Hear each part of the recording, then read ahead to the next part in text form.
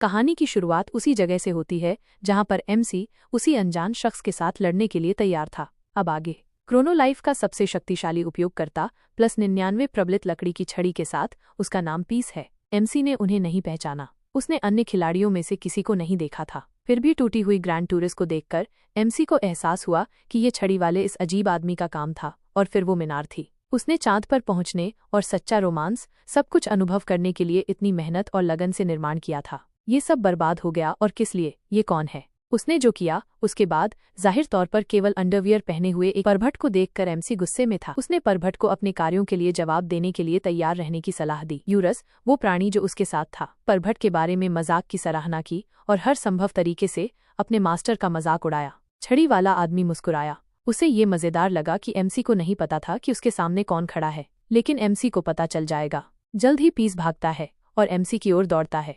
अगर एमसी को नहीं पता कि उसके सामने किस तरह का व्यक्ति है तो उसे अपनी अज्ञानता की कीमत चुकानी होगी। पीस अपने प्रतिद्वंद्वी के करीब पहुंचता है, वार करने की ताक में। लकड़ी की छड़ी का हमला अविश्वसनीय रूप से शक्तिशाली था, लेकिन एमसी अपने स्पेस सूट से उसे चकमा देने में कामयाब रहा। वो बहुत खतरनाक था। आखिरी वार से बायां इंजन निकल गया। पीस ने अपने प्रतिद्वंद्वी की गति के लिए उसकी प्रशंसा की। उस आदमी को बहुत कुछ जवाब देना है। वो फिर से अपने एलियन हथियारों का पूरा नया शस्त्रागार निकालता है। लूना मिसाइल हमला जारी है। विभिन्न कैलिबर के कई गोले पीस की ओर बढ़ रहे हैं। उस आदमी को ऐसा हास्यास्पद खिताब मजेदार लगा। खैर, मेरे पास भी दिखाने के लिए कुछ है। एक फैला हुआ अपरकट जो पत्थर के ब्लॉकों को हवा में उठा देता है। एमसी पास आती चट्टानों को देखता है और तत्काल निकासी करने की कोशिश करता है। एमसी के अपना स्पेस सूट छोड़ने से कुछ सेकंड पहले जो वार झेलकर जमीन पर गिर गया। एमसी अपनी अगली रचना को मदद के लिए बुलाता है। किंग्स कैसल पृथ्वी के गर्भ से फूट पड़ता है। पीस एक विशाल चलते हुए महल के प्रकट होने से हैरान है। किंग्स कैसल उस जगह पर हमला करना शुरू कर देता है जहां पीस खड़ा था। उरुस भयभीत था। उसका मास्टर दृष्टि से ओझल हो गया था। इस बीच डोरा चांद से देख रही है। डोरा को उम्मीद है उसका मास्टर ठीक है। किंग्स कैसल अपना विशाल हाथ एक बिंदु पर दबाता है। हालांकि वो अभी भी अपने प्रतिद्वंद्वी को जमीन पर पिन करने में कामयाब नहीं हो रहा है। पीस ने अकेले अपने लकड़ी की छड़ी से उसके हमले को रोक दिया। एमसी को अपनी आंखों पर विश्वास नहीं हो रहा है। ये आदमी लकड़ी की छड़ी से सब कुछ रोक रहा है। अब पीस के दिखाने का समय है कि वो क्या कर सकता है। वो परभट बहुत तेजी से जायंट की बाह पर चढ़ जाता है। पलक झपकते ही पीस किंग्स कैसल के सिर के ऊपर। एमसी अपने प्रतिद्वंद्वी को अपने किले के ऊपर तैरते हुए देखता है। पीस एक विनाशकारी वार करता है जिसका नाम डाउनवर्ड स्ट्राइक है।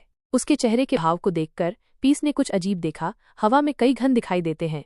पहले दर्जनों, फिर हजारों और लाखों घन अंतरिक्ष में दिखाई देते हैं। एमसी अपने फावड़े की बदौलत घनों की एक पूरी सेना बनाने के लिए अपने उपकरण का उपयोग करता है। सेकंडों में 10 लाख घनों की एक बाधा बन गई। एक बेहतर आक्रमण के खिलाफ एक बेहतर बचाव। एमसी ये पता लगाने की कोशिश कर रहा है कि ये कौन है जिसके पास ऐसी अमानवीय शक्ति है। पीस भी हैरान है। वो फावड़े वाला बच्चा शर्मीला नहीं है, लेकिन हमें अब इसे समाप्त करना होगा। वो परभट इससे खेलने से थक गया है।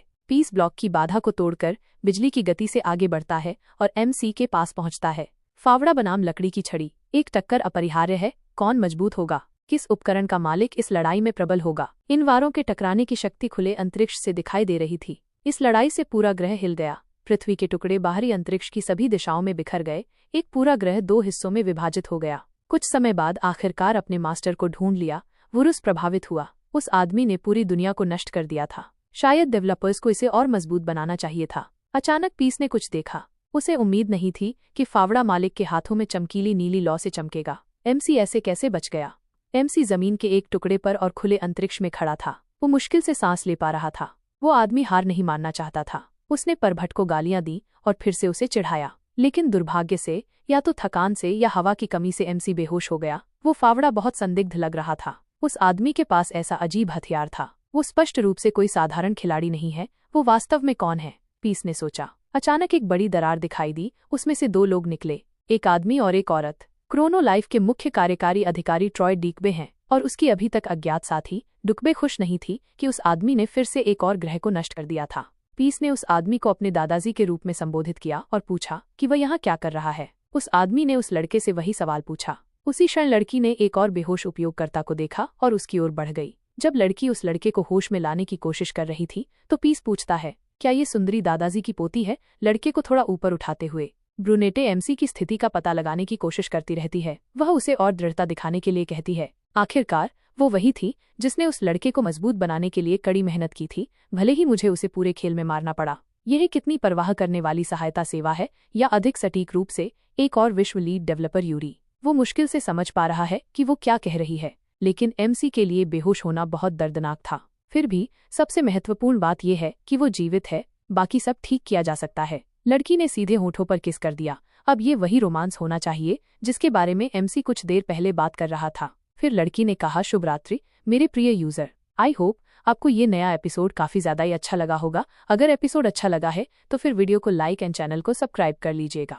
ऐसे ही मजेदार वीडियो को देखने के लिए।